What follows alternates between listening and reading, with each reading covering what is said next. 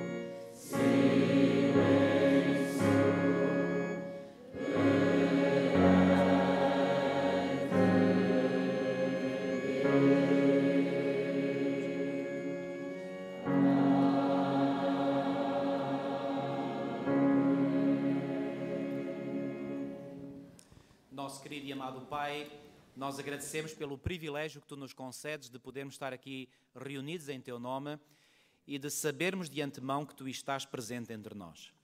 E nós temos essa certeza não por qualquer sentimento especial, mas porque Tu prometeste, e as Tuas promessas não falham, Tu prometeste, Senhor, de que lá onde 2 ou 3 estivessem reunidos em Teu nome, Tu estarias no meio deles. Senhor, muito e muito obrigado pela Tua santa presença no nosso meio.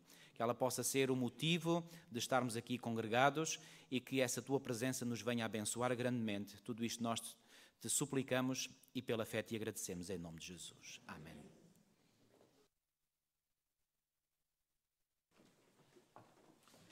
Para darmos continuidade ao culto desta manhã, vamos entoar o hino número 459, Cristo ama as criancinhas.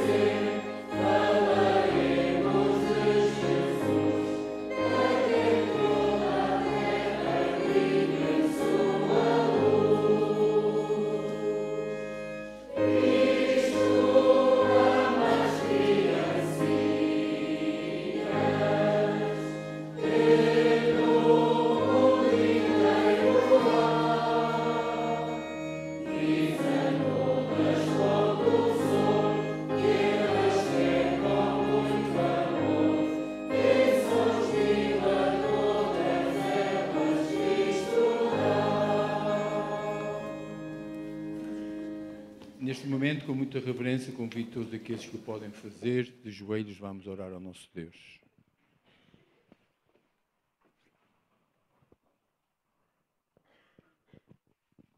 Nosso querido Deus, nosso Pai amoroso, que o Teu santo nome, neste momento, possa ser santificado e honrado. Que realmente, Senhor, a nossa vinda à igreja esta manhã possa realmente nos aproximar mais de Ti. Estamos conscientes que aquilo que nos rodeia, o mundo ao nosso redor, é um mundo que está a viver em aflição. Cada vez mais nós nos percebemos que temos que fazer as escolhas certas para realmente, quando tu nos chamares, nós possamos dizer: eis o nosso Deus a quem aguardávamos. Que este possa ser o nosso desejo sincero. Que nós realmente possamos ser uma mão, os pés, os olhos, para aqueles que vivem na escuridão. E realmente que nós possamos ter o desejo de ver os nossos queridos lá também. Aqui viemos esta manhã para realmente, Senhor, dizer que te amamos e te agradecemos muito pelo teu sacrifício na cruz do Calvário. E que estes símbolos que iremos tomar esta manhã possa realmente nos fazer fortalecer na fé em Cristo Jesus. Que ninguém aqui esta manhã deixe de participar nesta mesa.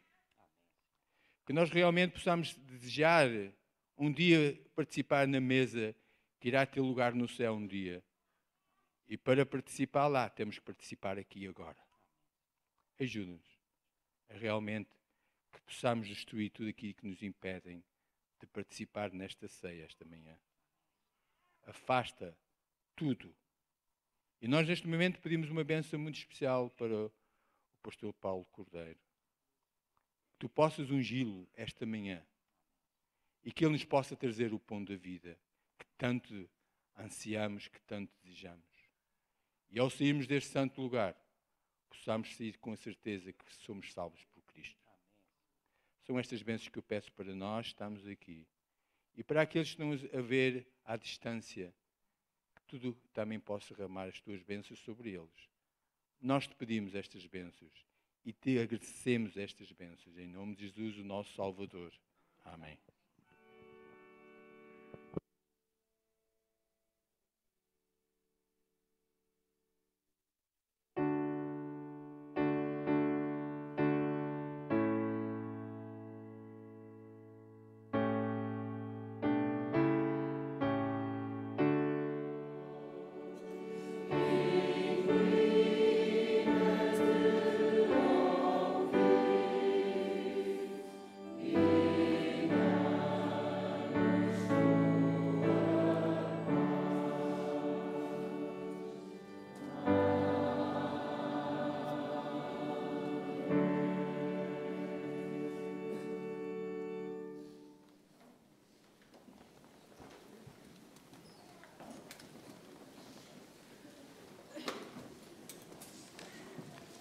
Sem mais demora, gostaria de dizer, depois de eu ler o PowerPoint que vai ser projetado ali no ecrã, gostaria que as nossas criancinhas se aproximassem para assim levantarem as suas ofertinhas. Também depois pediremos aos nossos diaconisas e diáconos para levantarem as ofertas. E a oferta desta manhã é destinada para o fundo local, nacional e mundial. Em Filipenses 2,15 diz assim: para que sejais irrepreensíveis e sinceros, filhos de Deus, inculpáveis no meio de uma geração corrompida e perversa, entre o qual resplandeceis como outros no mundo. Um comportamento honesto é uma questão de fé. Cada decisão honesta que tomamos fortalece a nossa fé no Deus vivo. Também nos ajuda a crescer através de um relacionamento mais íntimo com Cristo e a manter a nossa credibilidade quando evangelizamos. Ellen G. White tem este comentário no livro Serviço Cristão, na página 177, que diz o seguinte: o povo refletirá em grande medida o espírito manifestado pelos dirigentes.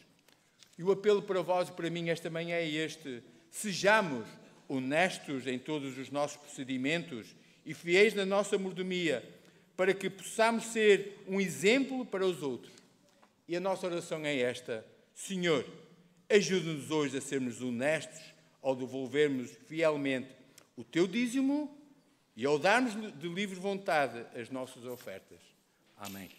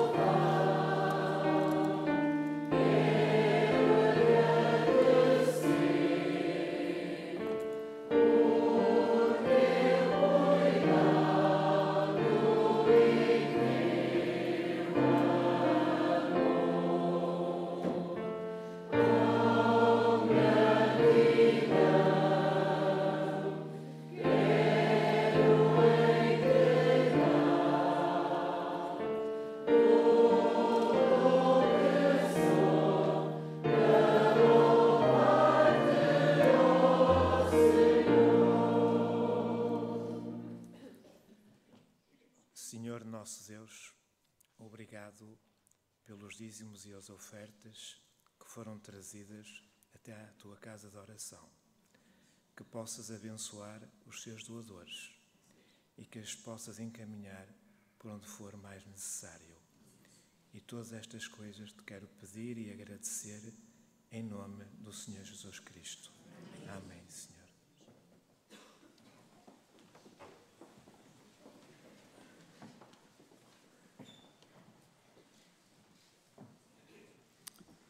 Queridos irmãos e amigos, é um privilégio podermos estar aqui reunidos nesta manhã de sábado, em nome do Senhor.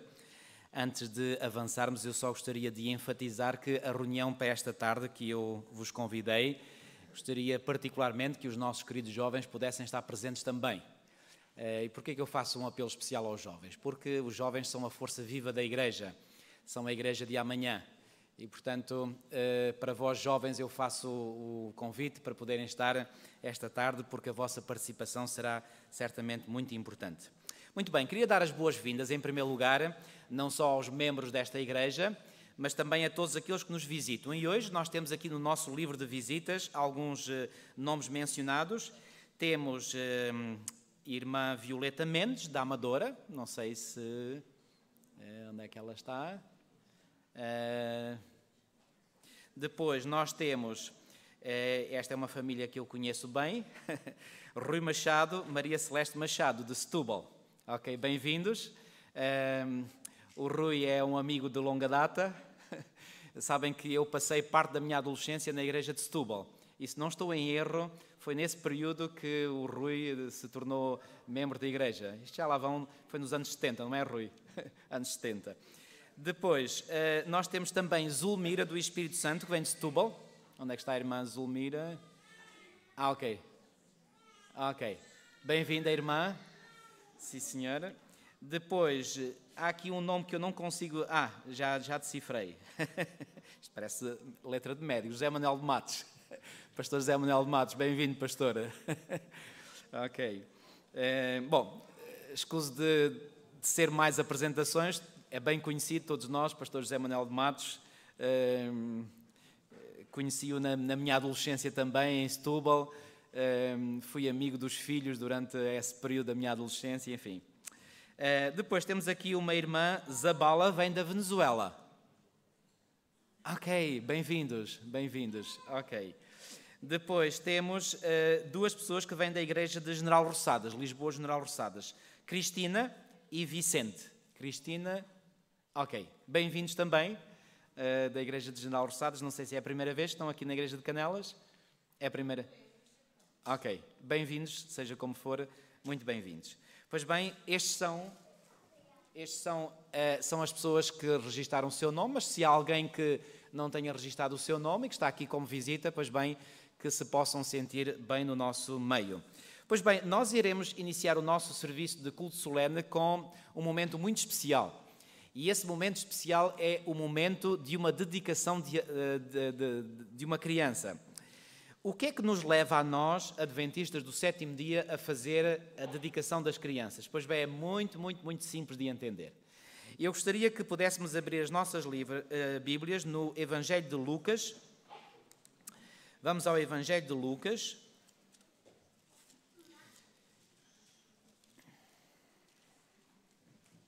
Evangelho de Lucas, no capítulo 2, e vamos ler os versículos 22 a 24. Lucas, capítulo 2, versículos 22 a 24.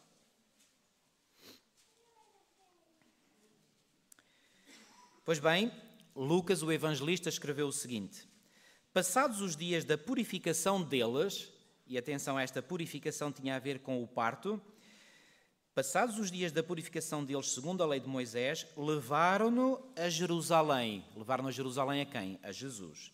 Para o apresentarem ao Senhor. Sabem que Jesus nasceu em Belém e Belém dista de Jerusalém cerca de 15 quilómetros, não é uma grande distância.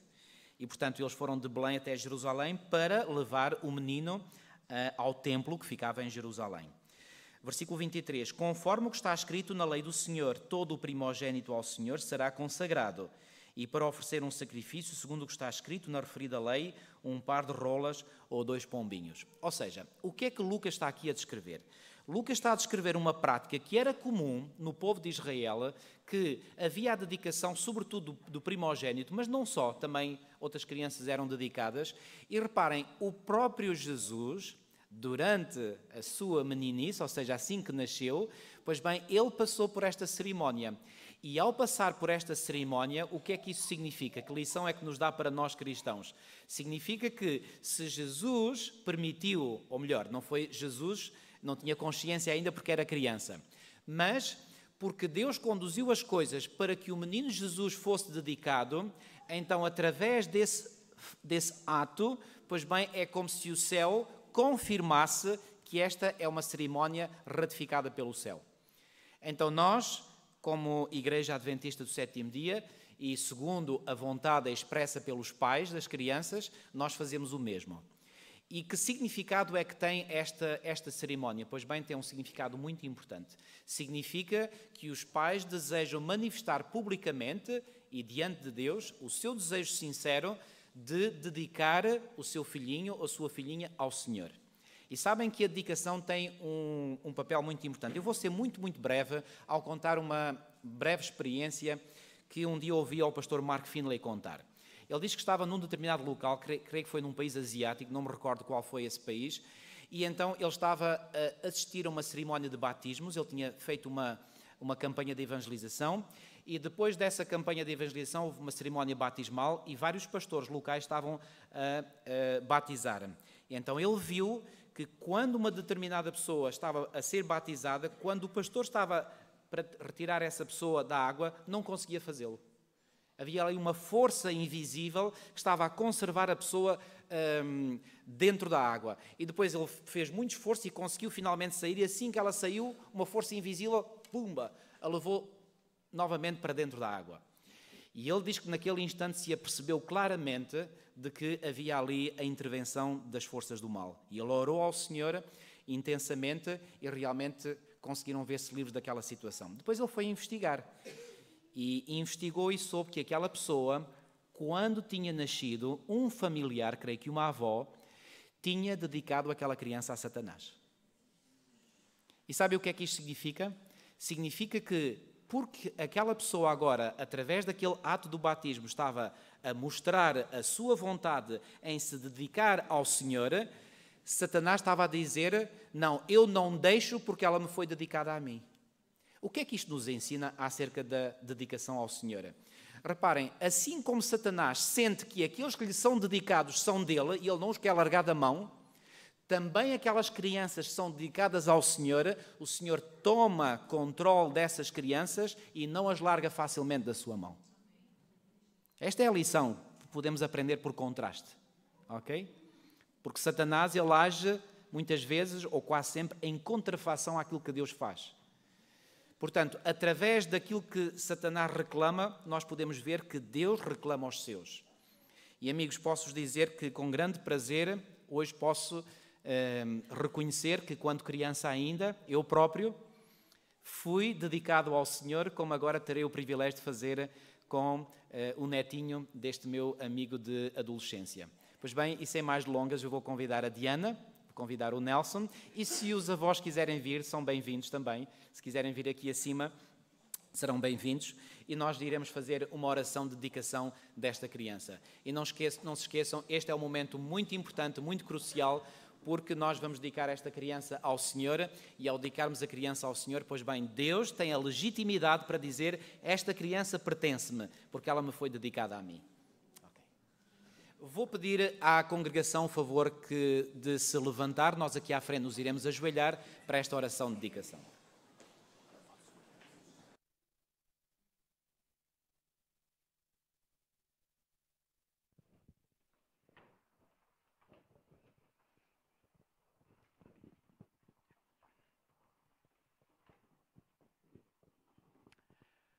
Nosso querido e amado Pai que estás nos céus, muito e muito obrigado, Senhor, porque Tu nos deste o elevadíssimo privilégio de nós sermos coparticipantes da criação. Tu és o Criador, Tu és o nosso Criador e o nosso mantenedor. Mas tu deste a cada um de nós, seres humanos, a possibilidade de podermos fazer parte ou de tomar parte nessa obra da criação. E, Senhor, neste momento eu quero de todo o meu coração louvar-te e engrandecer o teu santo nome, porque tu deste este privilégio e esta bênção à Diana e ao Nelson de ter este filhinho, de terem este pequenino bebé, o Jeremias. E neste momento, Senhor, nós queremos dedicá-lo a ti, Senhor. Nós compreendemos a solenidade deste ato. E nós compreendemos que é um ato importante porque tu mesmo, quando eras criança, pois bem, os teus pais terrestres dedicaram o menino Jesus ao Senhor. E os pais manifestaram o desejo de que esta criança, o Jeremias, fosse dedicado a ti. E aqui estamos, Senhor, com esse objetivo. Queremos dedicar este menino a ti, para que tu possas, Senhor, reclamá-lo como teu e o possas proteger das forças do mal. Ó Senhor, concede muita e muita sabedoria e discernimento aos seus pais, à Diana e ao Nelson, para educarem esta criança nos caminhos da tua vontade, Senhor. E que ele, ao crescer, possa ser uma criança, um menino, um adolescente, um jovem, um adulto, que honre o teu nome e que seja um elemento na tua causa. Tudo isto nós te pedimos, não porque haja qualquer mérito em nós, mas porque confiamos nos teus méritos e nós te agradecemos em nome de Jesus, o nosso Salvador e Senhor. Amém.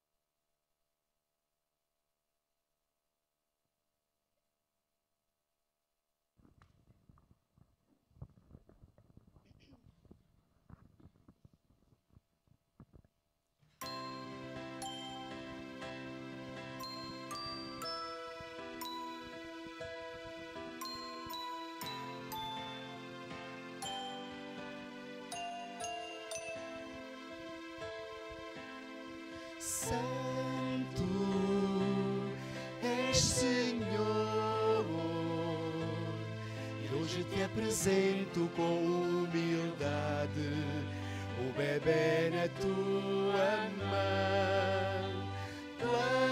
Planos temos muitos, mas somente o teu prevalecerá. Os escritos que no céu estão. Traz com ele nome de alguém fiel, servo e profeta, que até chorou.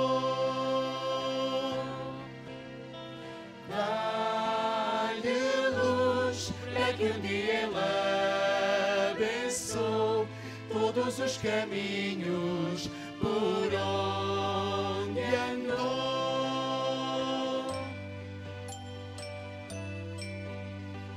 Frágil no seu corpo, livra-o do mundo em que o seu viver vá de encontro ao teu amor maior. Traz com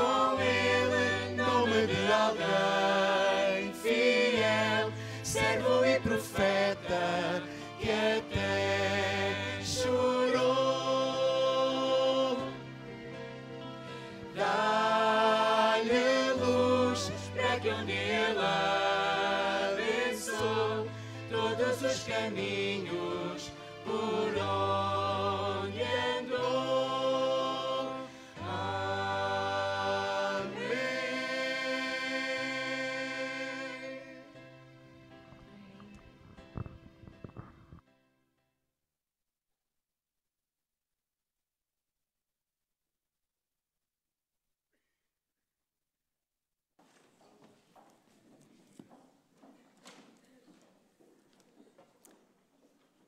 Agradeço por este momento especial que certamente nos inspirou a todos nós.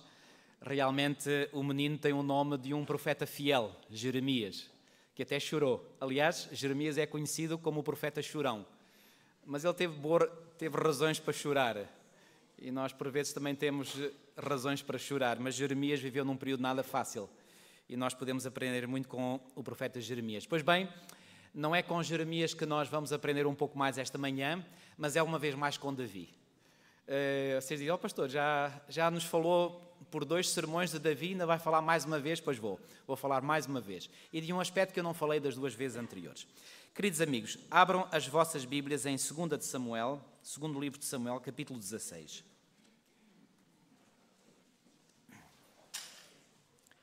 Segundo livro de Samuel, capítulo 16.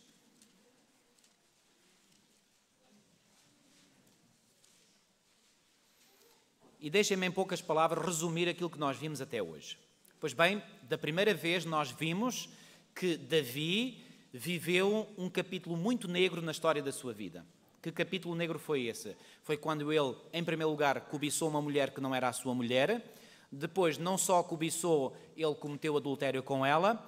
E depois, digamos, o culminar dessas decisões erradas foi que ele premeditou, digo bem, o homicídio do marido dessa mulher para que a gravidez dessa mulher pudesse passar aos olhos das pessoas como sendo dele, já depois de ele ter casado com a viúva. Pois bem, nós vimos que Deus não ficou indiferente a esta situação, isto pareceu mal aos olhos do Senhor, foi o que nós vimos claramente no final do capítulo 11 de 2 Samuel, e Deus então enviou um profeta ao encontro de Davi. Esse profeta, recordam-se, foi o profeta Natã. Pois bem, Natã apresentou-se diante do rei Davi e começou por contar uma história. Lembra-se aquela história de 2 homens, um homem pobre, um homem rico. O homem rico tinha muito gado, o homem pobre só tinha uma cordeirinha de estimação. E que o homem rico recebeu a visita de alguém e quando recebeu a visita de alguém foi roubar a cordeira do homem pobre, matou-a para dar como alimento ao visitante. E o rei Davi enfureceu-se com essa situação e aí o profeta Natã aproveitou para dizer, mas tu és esse homem. E perante esta revelação, eu disse que Davi poderia ter-se revoltado, mas não se revoltou. Davi humilhou-se profundamente e ao se humilhar, ele reconheceu o seu pecado e fez uma confissão. Pequei contra o Senhor. Vamos só recordar esse texto uma vez mais, no capítulo 12 de 2 de Samuel, é só um bocadinho atrás do capítulo 16. 2 de Samuel, capítulo 12, versículo 13. Então disse Davi a Natã, pequei contra o Senhor. E agora reparem, assim que Davi fez esta confissão, que foi sem dúvida uma confissão direta ao ponto, uma confissão honesta, genuína, pois bem, a certeza do perdão de Deus não se fez esperar. Veio logo naquele instante. Porque o final do versículo 13 diz, disse Natã a Davi, também o Senhor te perdoou o teu pecado, não morrerás. E este não morrerás é morrer a morte eterna, porque o salário do pecado é a morte, conforme nos diz Romanos capítulo 6, versículo 23. Agora, nós vimos depois da segunda vez que, embora Davi tivesse sido perdoado, pois bem, ele sofreu o que até ao resto da sua vida? Sofreu consequências. Ok? Agora, aquilo que eu quero abordar convosco hoje é como é que Davi viveu essas consequências? Como é que ele lidou com essas consequências? Porque esta é uma pergunta importante para nós. Porque, reparem, eu enfatizei e volto a referir que é muito importante nós termos a certeza pela fé de que Deus perdoou os nossos pecados. E que ao vivermos as consequências, nós não devemos misturar as coisas. Ou seja, nós devemos ter a nossa mente clarificada de que, ok, estamos a sofrer consequências, mas o meu pecado foi perdoado. E isso nos alivia de um grande peso mental. E certamente que Davi sentiu-se aliviado na sua mente, porque embora ele tivesse que viver consequências, e algumas dessas consequências nós as mostramos, pois bem, a sua mente estava aliviada, porque ele tinha a certeza que o Senhor lhe tinha perdoado. E vimos isso no Salmo 51, no Salmo 32 também podemos ver. Agora, no capítulo 16, que é o capítulo que eu indiquei que nós vamos ler agora, nós encontramos aqui um episódio muito interessante que nos mostra a atitude que Davi manifestava quando ele vivia algumas dessas consequências. E uma das consequências que eu não referi da última vez é esta, que vem aqui mencionada no capítulo 16, portanto estou em 2 de Samuel, capítulo 16, e vamos ler a partir do versículo 5. 2 de Samuel, capítulo 16, versículo 5. Gostaria que todos estivéssemos em sintonia com a leitura deste texto da Palavra de Deus. Diz assim, já agora, o contexto desta passagem é que Davi estava em fuga da cidade de Jerusalém. E em fuga porquê? Porque o seu filho Absalão preparou um golpe militar, um golpe de Estado, digamos assim, e tomou posse de Jerusalém. Ele vinha a caminho de Jerusalém e Davi, para preservar a cidade de Jerusalém de uma destruição, ou pior ainda, de um banho de sangue, Davi resolveu fugir da cidade de Jerusalém. Ele estava em fuga. E quando ele está em fuga, diz aqui o versículo 5, tendo chegado o rei Davi a Baurim, eis que dali saiu um homem, e reparem, este homem é-nos apresentado, diz que era da família da casa de Saul. Quem era Saul? Era o rei que tinha precedido Davi no trono, certo? Cujo nome era Simei, filho de Gera. Saiu e ia amaldiçoando. E amaldiçoando quem? Vamos ler o versículo 6. Atirava pedras contra Davi e contra todos os seus servos, não era só contra Davi, era contra todos os seus servos que acompanhavam a Davi, ainda que todo o povo e todos os valentes estavam à direita e à esquerda do rei. Ou seja, houve pessoas que estavam do lado de Davi, que se puseram certamente ao seu lado, do lado direito e do lado esquerdo, para proteger, portanto, o rei daquela chuva de pedras que vinha da parte deste indivíduo. Vocês poderão dizer como é que eles o faziam. Bom, certamente eles teriam escudos e com os escudos protegiam das pedradas. Certamente nenhuma pedra atingiu Davi, presumimos nós. Mas o que é certo é que o outro diz lá claramente, atirava pedras contra Davi. E agora o versículo 7 diz que, para além de atirar pedras, ele amaldiçoava a Davi. Versículo 7. Amaldiçoando, dizia Simei, fora daqui, fora, homem de sangue, homem de Belial. Eu posso imaginar o tom com que este homem Simei falava contra Davi. Certamente que seria num tom ainda mais ríspido e mais agreste do que aquele que eu tentei manifestar aqui. E agora eu pergunto-vos, será que de certo modo aquilo que Simei estava a dizer correspondia à verdade, sim ou não? Reparem o que ele disse, vamos ler outra vez. Versículo 7, estamos no versículo 7 do capítulo 16 de 2 Samuel. Fora daqui, fora, homem de sangue. Será que estas palavras eram palavras que se ajustavam a Davi, sim ou não? Sim. Ou seja, esta acusação era uma acusação injusta ou justa? Era justa. E porquê que este homem chamava a Davi homem de sangue? Então, mas ele não tinha sido responsável pela morte de Urias, o heteu? E não só de Urias, lembram-se que não foi só Urias que morreu. Outros servos, outras pessoas, morreram igualmente. Não foi só Batseba que ficou viúva. Outras famílias ficaram enlutadas. Tudo devido ao plano de homicídio premeditado que Davi fez. E, portanto, este homem, ao estar aqui a dizer homem de sangue, ele não estava a dizer nenhuma mentira. Portanto, Davi realmente tinha sido um homem de sangue. E depois diz homem de Belial. Bom, sabem que esta expressão homem de Belial é das expressões mais ofensivas que se pode dizer a um judeu. Porque Belial tem a ver com Satanás. Ou seja, chamar homem de Belial a alguém é o mesmo dizer tu és um filho de Satanás. Tu és uma pessoa que encarna no seu caráter, na tua vida, Satanás, os traços e o caráter de Satanás. Bom, eu pergunto-vos mais uma vez, sob um determinado ponto de vista, esta acusação era verdadeira ou era falsa? Bom, Jesus não disse a Satanás que ele é homicida desde o princípio, então e não manifestou Davi traços de homicida ao planear o homicídio de Batseba e ao permitir indiretamente que outros morressem igualmente? Portanto, este homem, podemos dizer até certo ponto que este homem estava certo nas afirmações que ele fazia contra Davi. Agora, vamos ver qual foi a reação Vamos ver, ele não ficou por aqui, versículo 8. Ele diz agora: o Senhor te deu agora a paga de todo o sangue da casa de Saul. E agora reparem, não se esqueçam que este homem, nós tínhamos visto que ele era de quem? No versículo 5, ele era um homem da família da casa de Saul. E agora reparem, certamente que quando ele diz que ele era um homem de sangue, está-se a referir ao homicídio premeditado que ele fez contra Urias, mas agora ele vai mais longe. E agora aqui vamos ver até onde é que ele foi. No versículo 8 então nós lemos: o Senhor te deu agora a paga de todo o sangue da casa de Saul,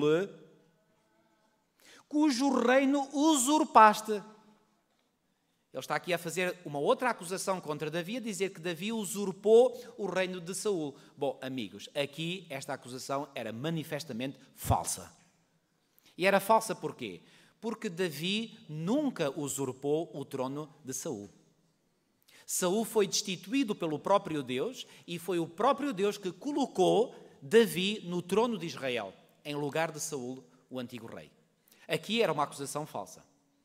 Sabem que muitas vezes as pessoas que são exímias em fazer acusações, às vezes começam com acusações que até são verdadeiras, mas muito facilmente descamam para acusações que já não são verdadeiras, já são falsas. E amigos, quando nós dizemos ou fazemos alguma acusação, nunca nos devíamos esquecer que, mesmo fazendo acusações verdadeiras, essa acusação, que normalmente é feita num tom que não é o melhor, pode refletir, e muitas vezes reflete, o espírito do grande acusador. Quem é o grande acusador? Segundo Apocalipse 12:10, quem é o acusador de nossos irmãos aí claramente mencionado? É Satanás. Então, este homem que estava a dizer que Davi era um homem de Belial, na realidade ele próprio é que estava a ser homem de Belial. E agora reparem o que é que ele diz ainda. O Senhor já o entregou nas mãos de teu filho Absalão, porque ele estava consciente de que Absalão estava, portanto, através do golpe de Estado que ele estava a preparar, estava a tomar o trono de Davi.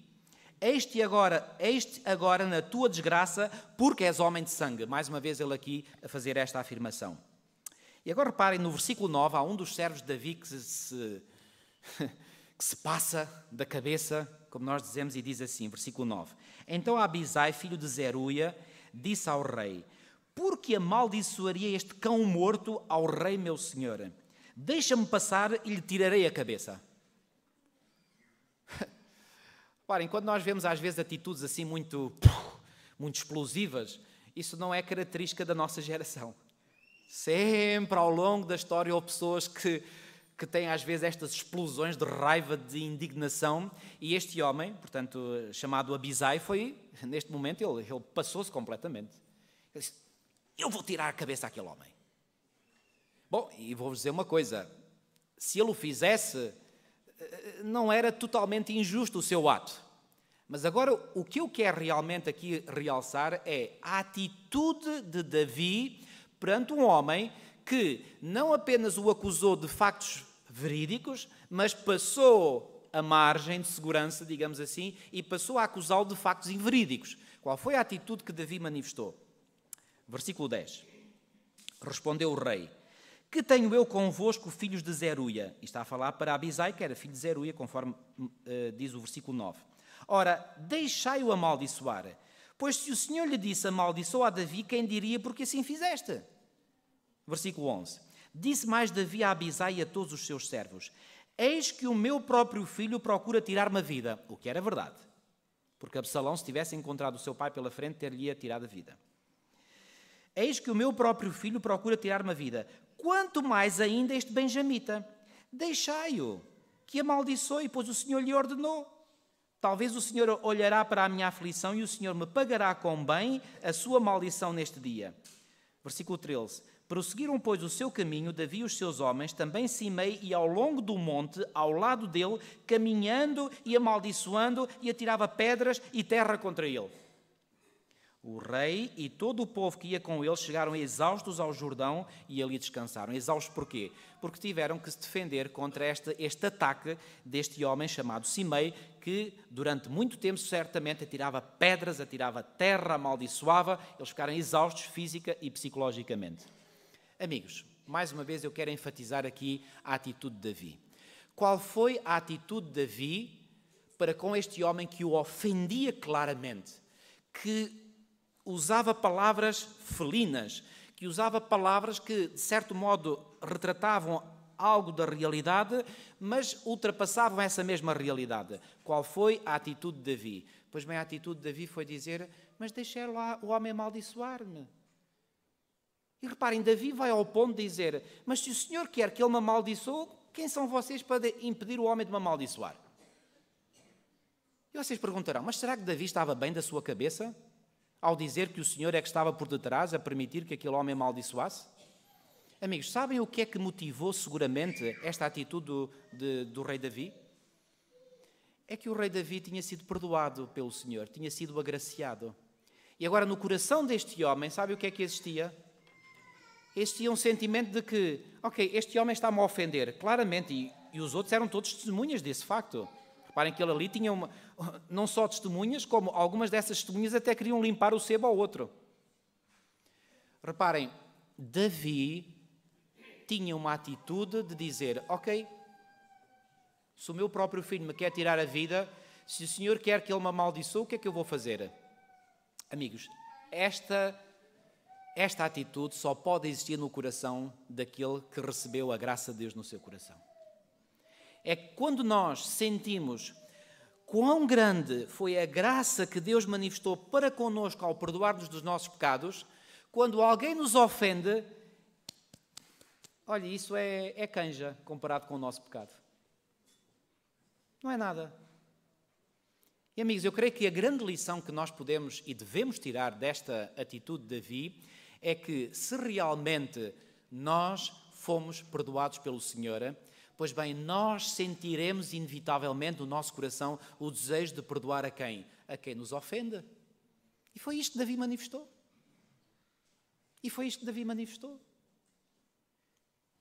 Irmãos, não me levem a mal de eu ser muito franco, pois eu vou-vos dizer uma verdade que eu acredito que é isso mesmo. Eu quando vejo irmãos que não têm predisposição para perdoar a quem os possa até de facto ter ofendido, eu não sei, porque eu não sei ler o que vai no coração de cada um, só Deus sabe. Mas eu pelo menos não me inibo de me colocar a mim mesmo, na minha mente, esta questão: será que essa pessoa já viveu uma genuína conversão? Esta é a pergunta que eu não consigo deixar de passar pela minha mente. Será que aquele irmão, aquela irmã já passou por uma genuína conversão? É que se nós já passarmos por uma genuína conversão, inevitavelmente nós vamos sentir o desejo de perdoar a qualquer pessoa que nos ofenda. Mesmo que a pessoa nos ofenda com ofensas que são inverídicas. Reparem, não sou eu que o digo. Reparem, Jesus, no Sermão da Montanha, vamos ler este texto, Mateus capítulo 5. Mateus capítulo 5.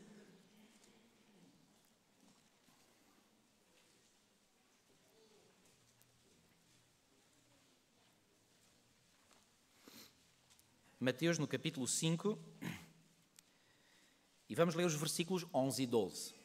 Mesmo no final destas bem-aventuranças, Jesus disse o seguinte, versículo 11: Bem-aventurados sois quando por minha causa vos, quê? Injuriarem. Pergunto, Davi foi vítima de uma injúria daquele homem chamado Simei, sim ou não?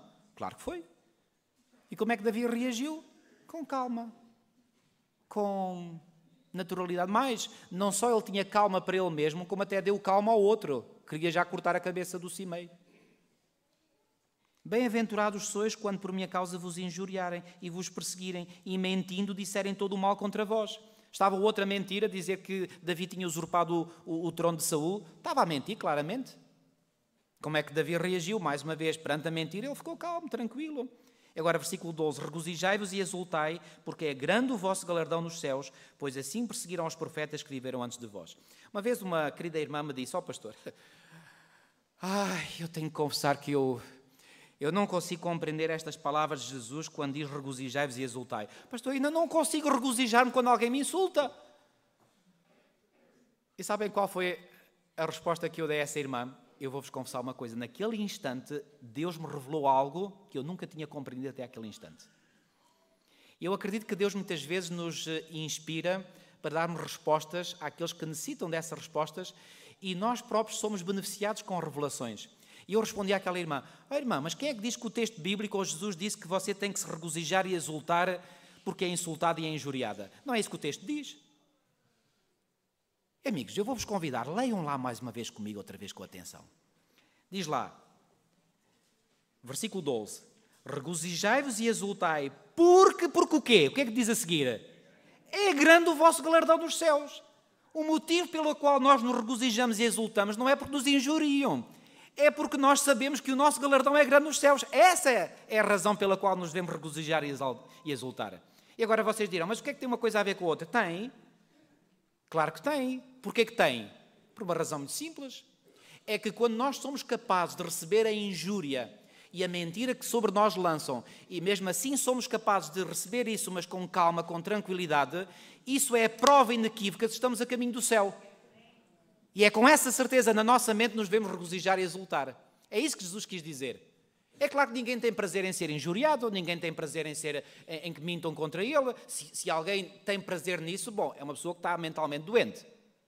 Isso é uma psicopatologia mental.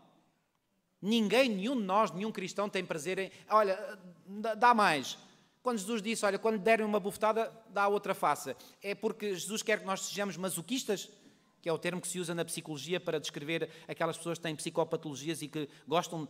Sabem, eu, quando trabalhei em psiquiatria, uma vez encontrei um que me disse... Eu estava a tratar de um doente e ele disse, bata-me. Eu olhei para o homem, está mesmo doido o homem. Claro, estava mesmo. E ele disse, bata-me.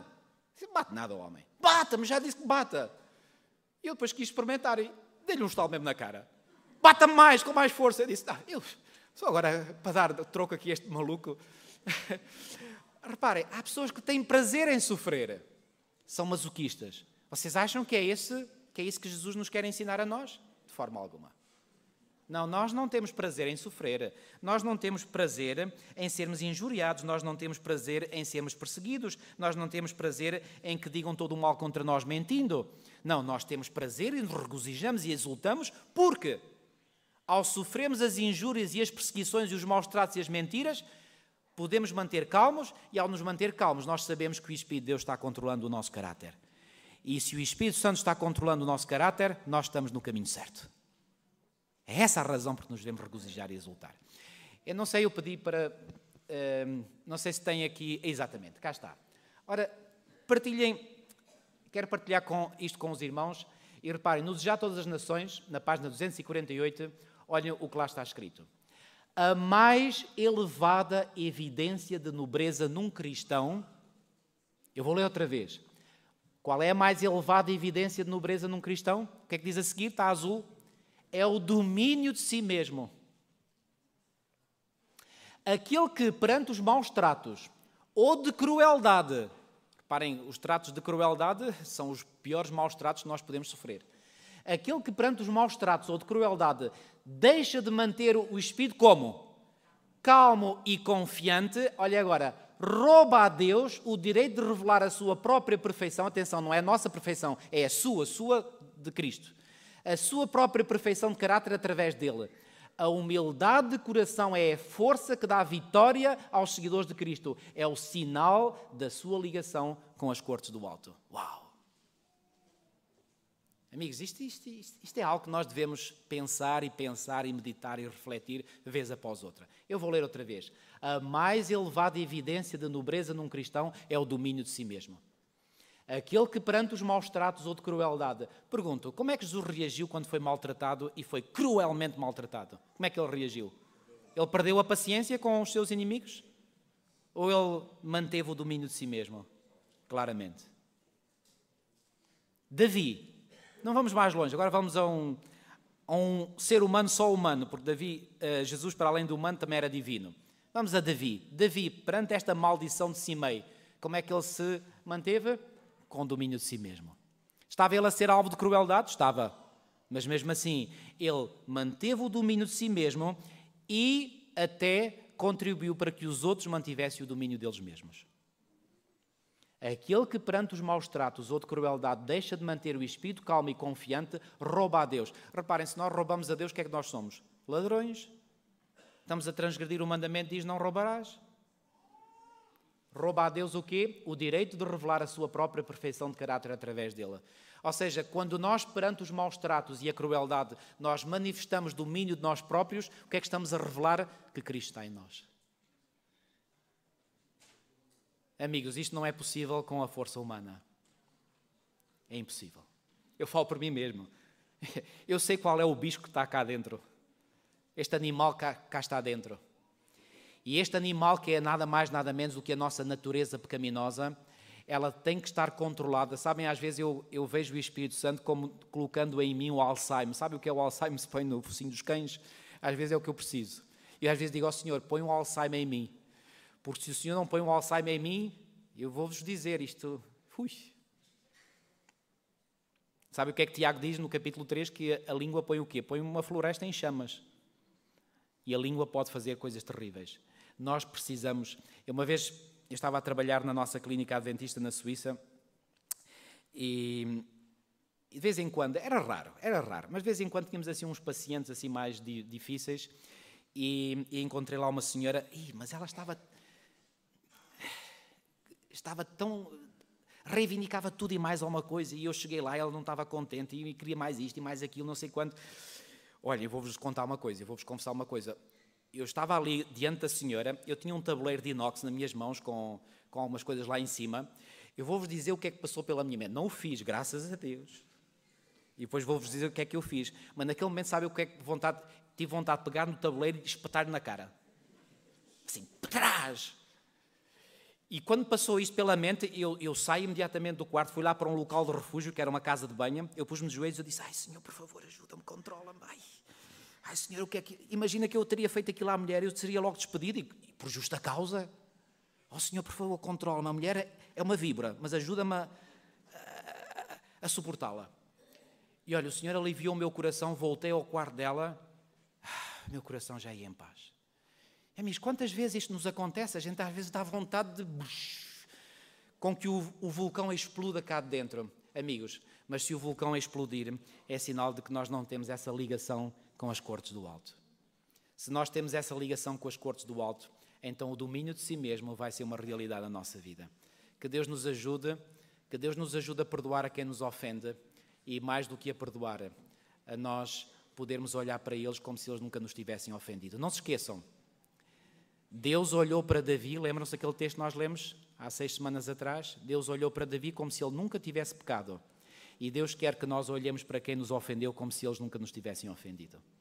Que Deus nos ajude a viver este espírito na cerimónia de Santa Ceia que nós iremos viver a seguir. Amém.